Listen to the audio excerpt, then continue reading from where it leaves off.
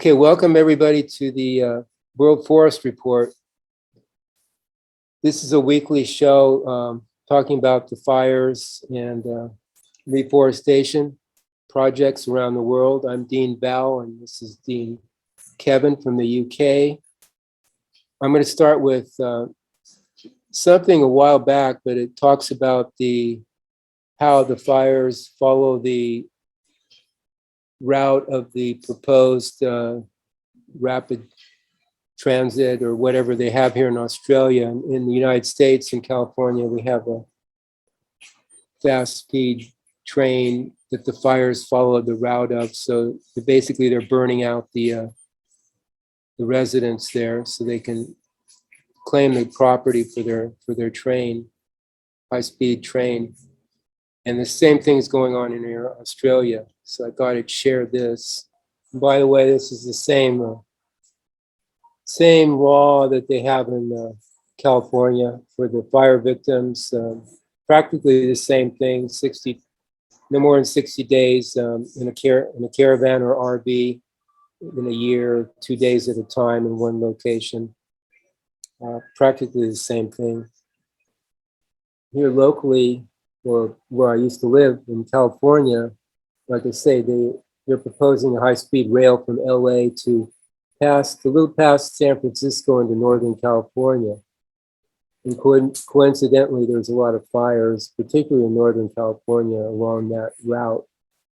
One of which was the Paradise Fire, the Camp Fire in 2018, which was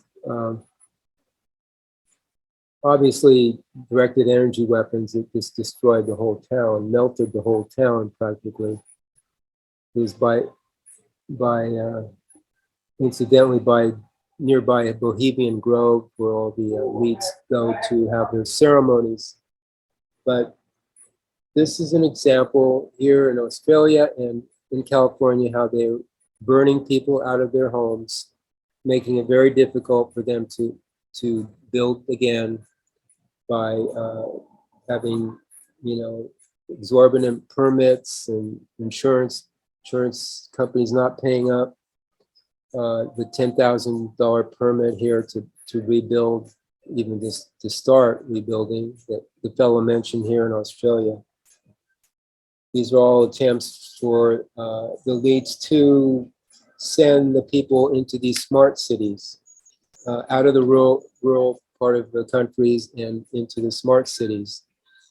And when I was running for city council in Cupertino, we had a developer come in, and this is a big issue when I was running, was the Valco Shopping Center, which was basically a ghost city, but it was a huge piece of land that they were going to develop one of these smart cities with apartments on top, living quarters, and then down below stores.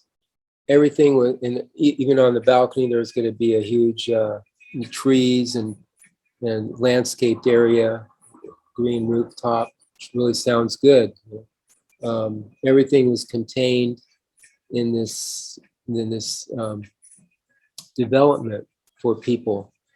The objection, and it never did pass because citizens got a group together to oppose it, and there was enough citizens that opposed it that it never passed. But there was already a huge amount of traffic in this area, and that would have, along with the Apple spaceship, which is right basically down the street, the Apple spaceship just brought in like 15,000 more cars a day, plus this, it just never passed. But last time I was down there, it was still sitting, but I imagine they're going to get it through somehow, because they'll find a way around it and start building this smart city as an example of how people can live in one of these things, which is like you're totally monitored, totally Wi-Fi'd, 5G. No cars allowed. It's going to be bicycles only. Sounds good, right? You can walk to the stores. Everything's there. but at the same time, you know, they're preparing, if you know anything about Agenda 2030, everything's going to be monitored, and you'll have to have probably social credits or some kind of a credit system to even shop and have access to these facilities, or be chipped or vaccinated, of course. So that's what's coming up. So I just want to share that. That's one of the purposes of these fires, is to burn people out and take them, move them to the city, smart cities, to the big cities where they can be watched, and then outlaw going out into the wilderness, because, you know, because the humans are at fault for these fires, and we want to preserve the environment. So you'll have to have permits to go out and visit these wilderness areas. And there's a map on the proposed closing of these wilderness areas and how it's going to look in the future, where much of the land, at least in the United States, will be protected and even outlawed for people to come unless they have permission. And this is what is in store for people, unless we wake up to do something. Okay, any comments, Kevin, or questions? Yeah, what's happening in Australia is obviously a model they're going to be using all over the world and in all countries. And I've heard about these high-speed rail trains they want to construct. And of course, the idea is, based on the society and the structure of the world they want to implement, you're going to have the elites nestled in some central, very well protected ivory towers sort of location. You're going to have the vast majority of the land unusable, completely decimated, pretty much abandoned. You're going to have the slaves that remain after the population cull going to be all gathered in these smart cities, and they're going to be transported, if they're transported anywhere, to their work areas via these high-speed train systems. And so these train systems will simply take the slaves where they need to go, and there won't be obviously any individual choice as to anything other than where the controllers wish people to travel to. Like you said, they're going to do away with all the cars. They're going to turn them all to electric initially, but then they're going to go driverless, and then they're probably going to scrap those, and then it'll only be the elites and the controllers that will have free reign to drive or fly or go wherever they want, and everyone else will be pretty much locked into their smart cities. Everything will be provided for them, and then it'll be another step towards it when they become completely robotized and locked into technology via microchips and the 5G, which activates all of that stuff. And in regards to situations happening in the UK, at the moment we're experiencing extreme fuel shortages, apparently, and they're even estimating that the country may completely run out of all fuel in a couple of weeks. So that'll be interesting to see what comes of that, because obviously without fuel you're talking about the whole country coming down to a complete standstill, because obviously a country that is dependent on these fossil fuels, and you're then absent of the fossil fuels, and you've got to have problems. And coupled with that, we're also experiencing severe food shortages as well, and that's ramping up. So and also in the pipeline was their global blackouts they were going to start instigating around this time of the year, and so that was set to occur in autumn, and we're around that sort of time now. And they're building up the idea and the consciousness that these blackouts will be based on hackers or some sort of hacking organizations that have caused it. So I'm seeing now a lot of movies and series and documentaries on TV, which and the basis of them is that hackers have broken into the technology and caused all these blackouts the world over, and then the governments have to go and save the people from these evil hackers that cause these situations, where in fact it is the governments and controllers themselves which have done it. So they're building up that notion and idea in the consciousness, so when it happens, people think people assume it must be random hackers and such individuals and can't possibly be the controllers of actually doing this. Again, for the same reason, they limit the fuel availability, they limit the resources availability, they then cause massive blackouts, which completely rob countries of any power whatsoever, including electricity, and you could pretty much decimate a country's economy in a matter of days. And this is what they want as well. They want to destroy world's economies and then usher in their new world order with all their new infrastructure, their smart cities, aka Agenda 2030. So, yeah. Yeah, all looks good too. They market it as looking good, that they're the saviors. They will come and save us and protect us. And it's all in the plan. Well, I have a few fire reports as well. The following information was sourced from The Guardian. After more than 2 months, the battle to contain the California Dixie Fire, a behemoth blaze that swept nearly 1 million acres, levelling mountain towns and blackening the conifer-covered landscape, is nearing its end. But even after the fire crews pack up, threats remain for the plants and animals that call this area home. Scientists are warning that the severity of today's wildfires is making the recovery process increasingly challenging, sometimes for years after the flames are put out.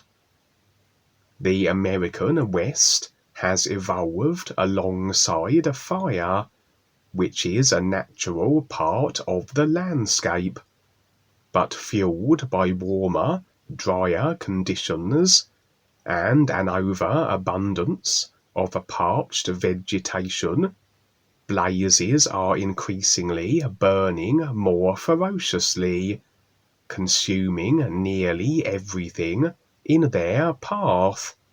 The size, but also the severity of today's wildfires is a growing concern.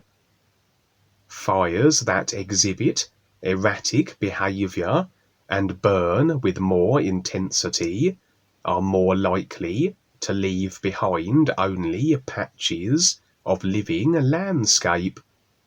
There is the extent of the fire, and there is the intensity of the fire. When you get these big, intense fires, you mostly kill those animals, said ecologist Brad Schaffer, the director of the UCLA Lacretz Center for California Conservation Science. If you don't kill them, then when they come back and it's just a big ash field, there are no plants and therefore no insects. They starve to death. In these high severity burns, vegetation on the forest floor is consumed by the flames, and shrubs and stumps are reduced to ash.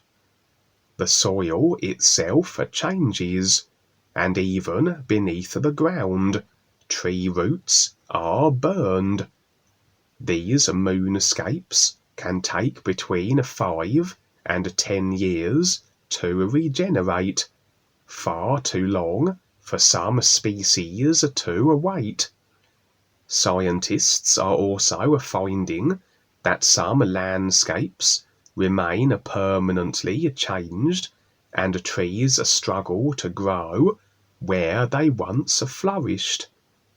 Surviving animals, faced with reduced populations after a fire, may resort to inbreeding, ultimately reducing their resilience, while the climate becomes less hospitable. What you are creating is analogous to an ocean that has a few little islands on it, Schaffer said. It is very hard to move across that super burnt landscape in a short amount of time for small animals like the lizards and amphibians he specializes in. You have to wait for it to come back. Schaffer, who is studying how ecosystems recovered in the Woolsey fire, which burned in Los Angeles and Ventura counties in 2018, says research on the issue is still unfolding. But without mitigation, some animals may not be able to adapt. It's a very nasty feedback loop, Schaffer said. The result is small, isolated, genetically inbred populations that are often extremely compromised, with less resilience to catastrophic challenges associated with climate change and with little chance of recovery. It's still unclear what's been left in the footprint of the Dixie Fire. The Burned Area Emergency Response, specialized crews with the U.S. Forest Service, staffed by engineers, biologists, archaeologists, and other highly trained experts, are deploying into the cold parts of the Dixie Scar to assess the damage, while the official prognosis is yet to come. Brian Rhodes, the Deputy Director of Fire and Aviation Management with the U.S. Forest Service, says he is optimistic that some areas may have been spared the worst. There are definitely pockets of high severity, but not as broad as one would expect, he said. Generally speaking, I would anticipate it being a mixture of high severity, moderate severity, and maybe, in some places, low severity. Still, researchers have found that fire severity overall is trending in a more dangerous direction. We are seeing an increase in the proportion of area burned at high severity with climate change, said Camille Stevens-Ruman, an assistant professor at Colorado State University who studies fire ecology and recovery. The hot, windy days, when high severity burning is likely, have defined the 2021 fire season and helped fires like the Dixie evade containment efforts for weeks on end. Those conditions also make it more difficult for forests to heal the ways they once did. Healthy fires tend to burn low to the ground, creeping through the bases of trees and clearing the undergrowth. Severe fires shoot flames hundreds of feet high, scorching the canopies and overcoming natural defenses evolved across centuries. When older trees succumb, seedlings struggle. Rather than having some standing trees helping shade the ground and keep it cooler and more moist, it's just this large expanse of a black charred earth which can make it difficult for trees to establish, Stevens Ruman said. There's a lot of concern about whether these forests are going to have a longer-term conversion, moving away from a forested ecosystem to something else, she added, explaining that on this trajectory, once forested landscapes could soon shift to become shrub-covered chaparral, which is more flammable.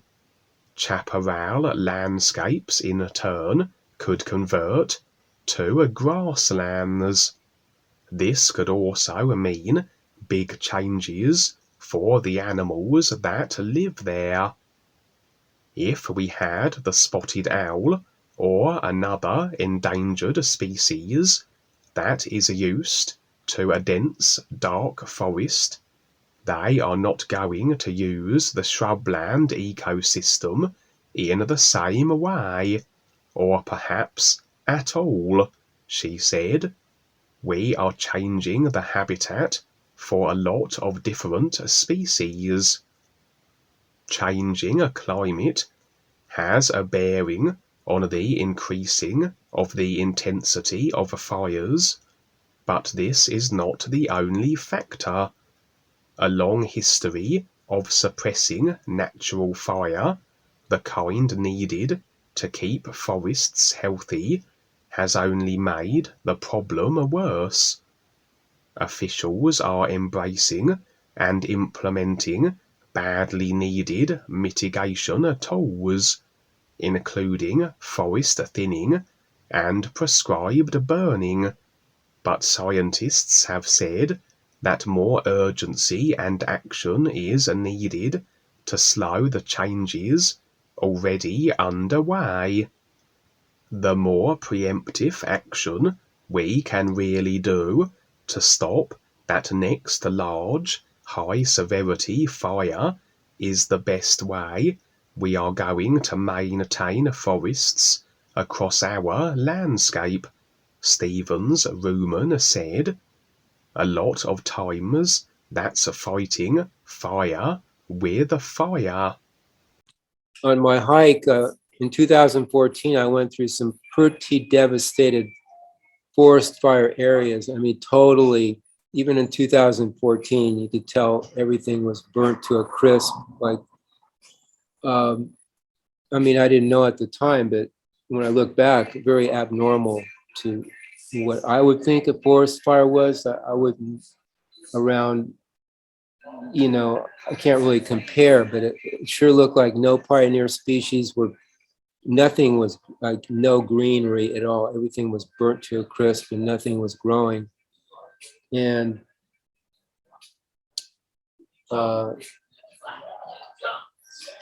so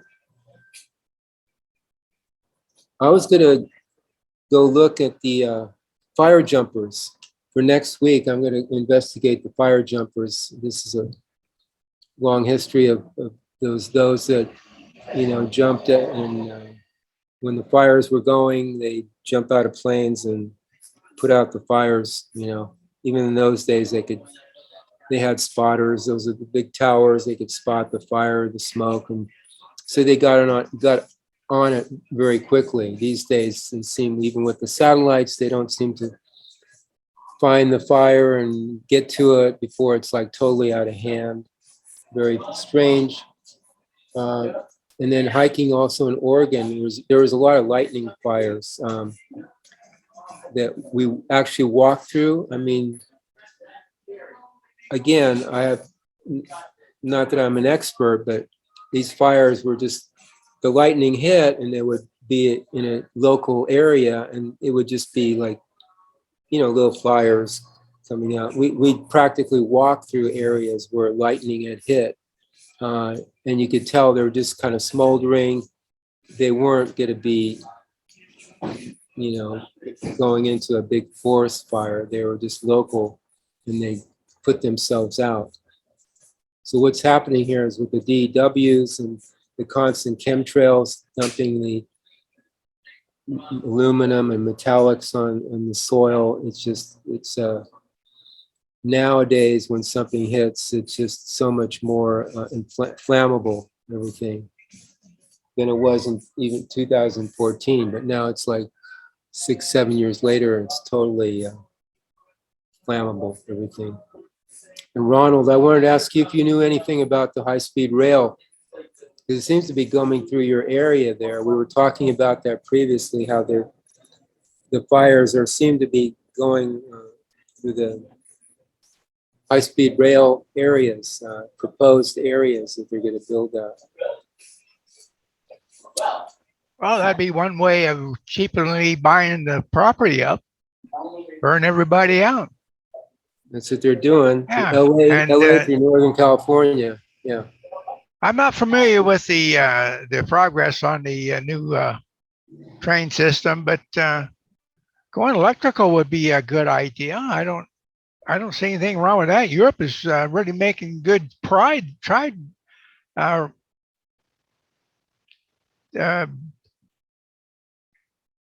don't know. Their system seems to be much better than ours. They're smoother, they're faster. Yeah, we're just particularly talking about how they're burning people out to claim the land and making it hard for people to buy back or build back, and purposely done through these areas where their proposed high-speed rail is going to be built.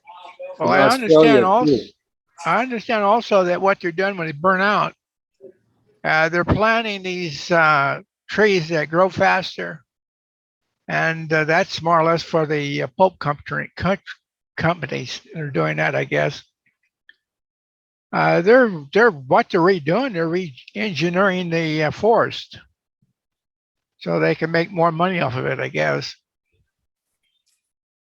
Yeah, that too. That'd be good to report on if you could find out anything about that. Well, that's been floating around for about 30 years now, about the re-engineering the forest. Okay, Kevin, you have another one?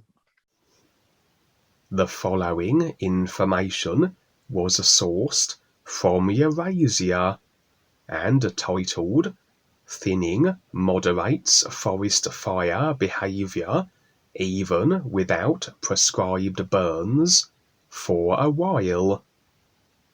Mechanical thinning alone can calm the intensity of future wildfires for many years, and prescribed burns lengthen thinning's effectiveness.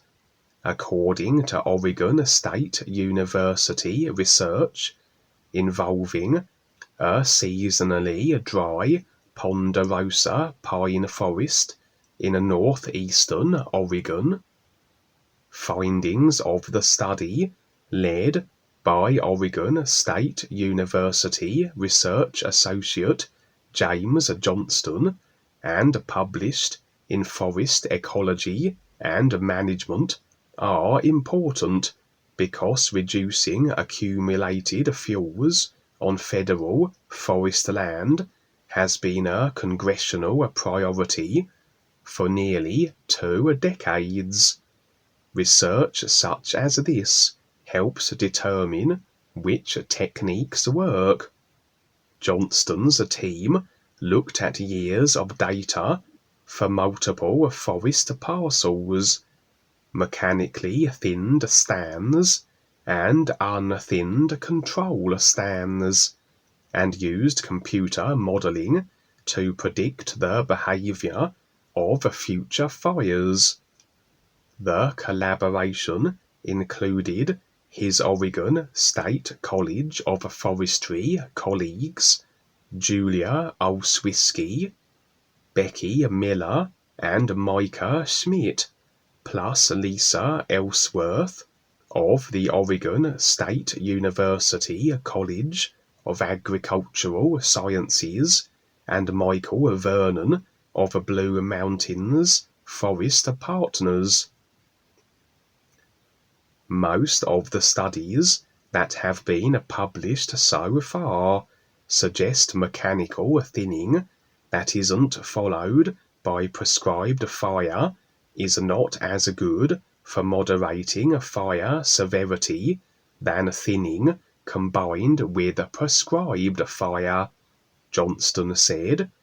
Some studies have even suggested that thinning without prescribed fire can increase wildfire severity by adding to the buildup of fine fuels on the forest floor.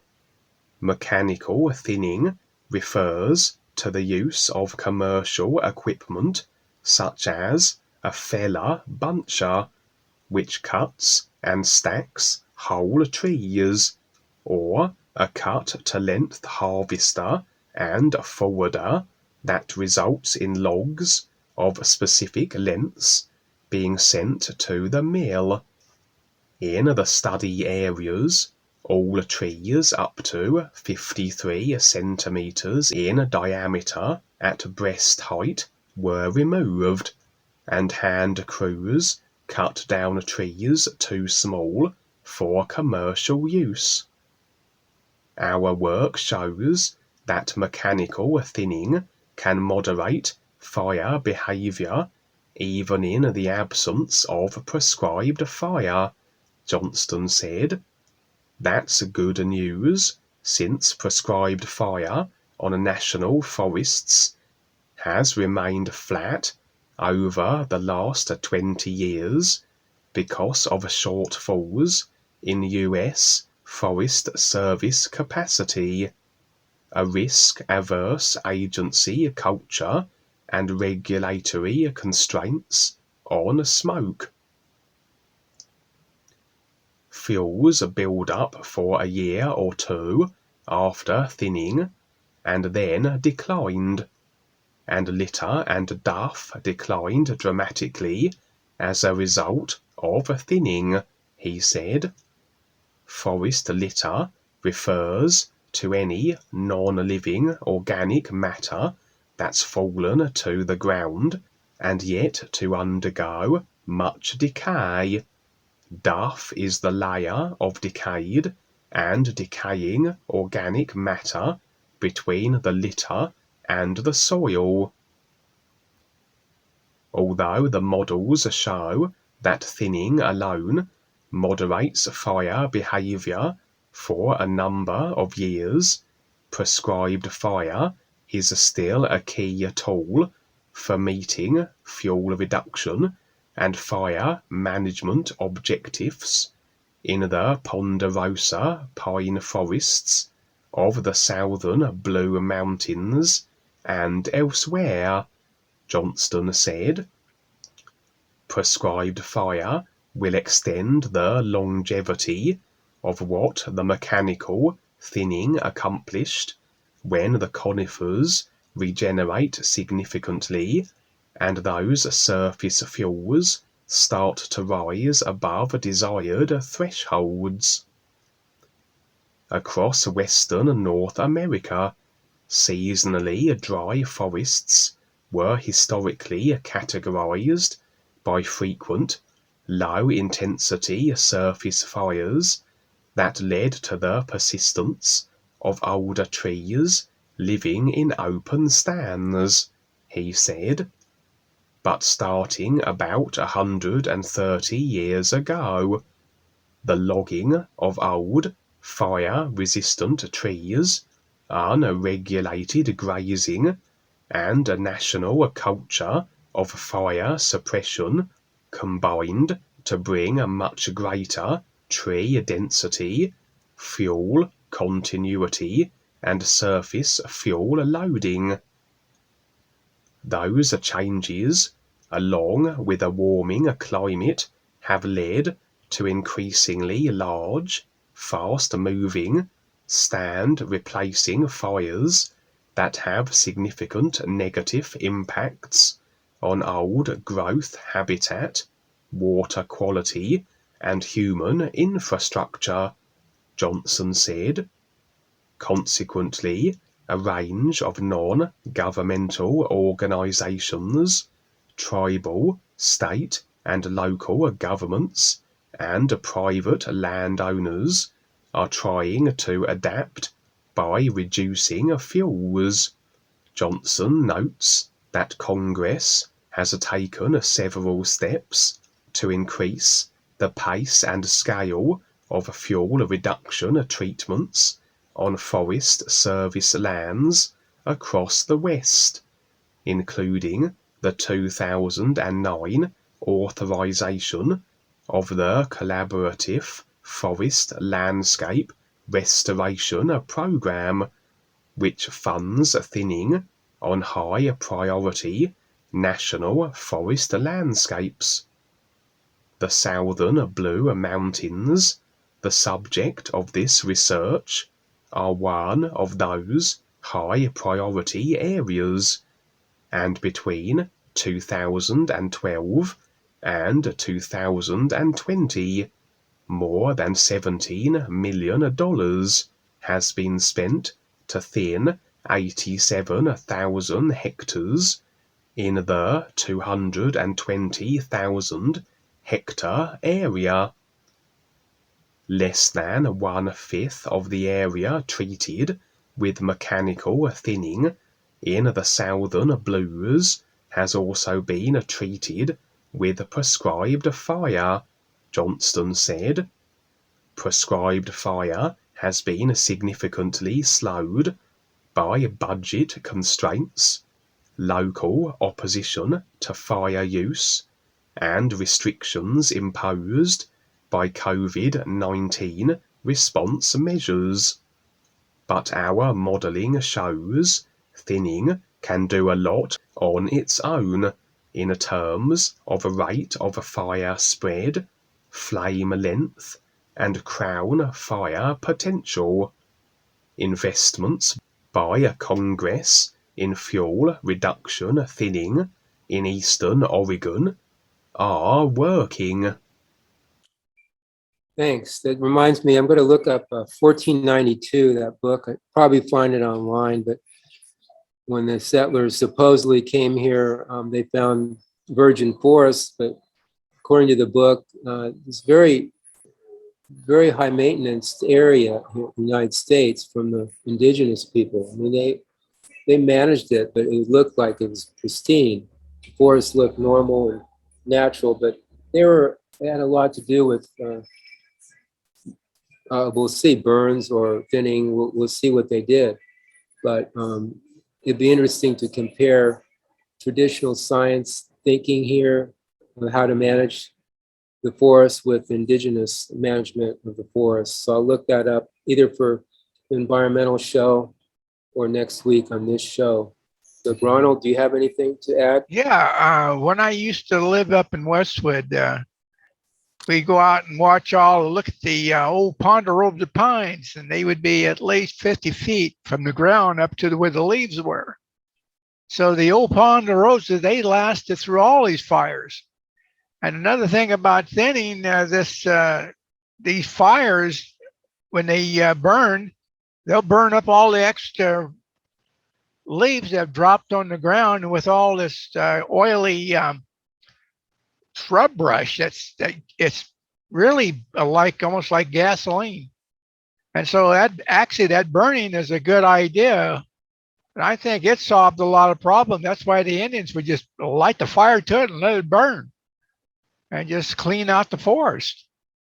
It was a lot safer for them when this was done.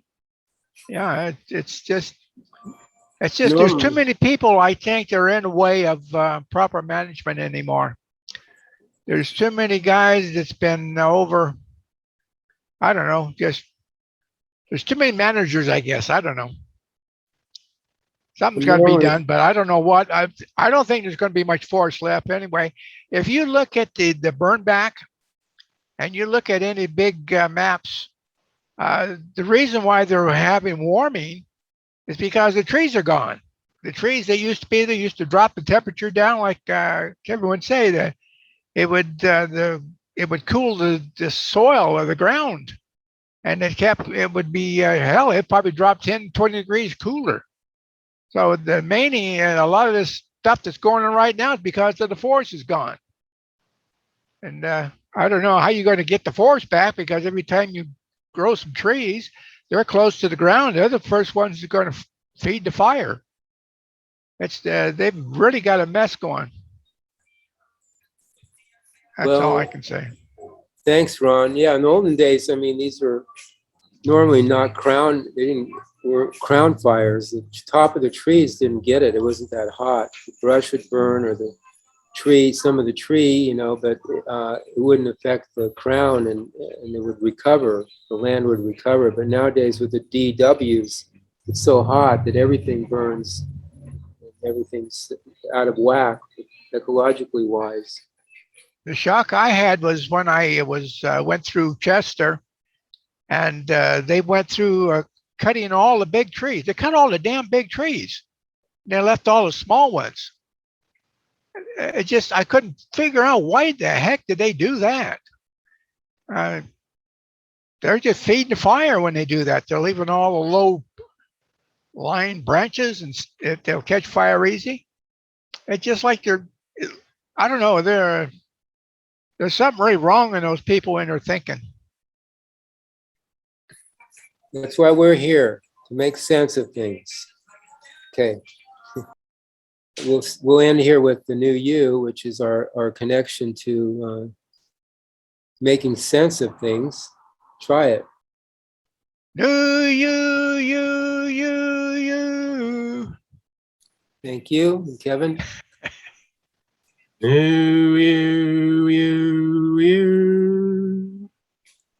Thanks, everybody. See you next week.